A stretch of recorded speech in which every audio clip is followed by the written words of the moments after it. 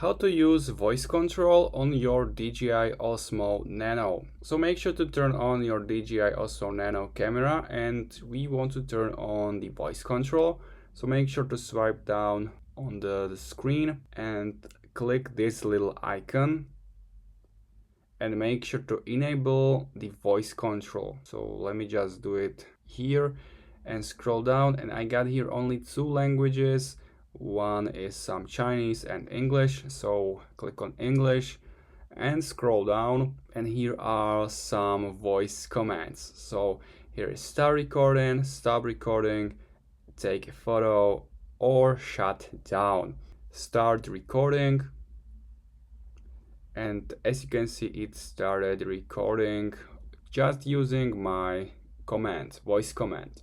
Stop recording, and now it stopped. I didn't click anything. Take photo and shut down.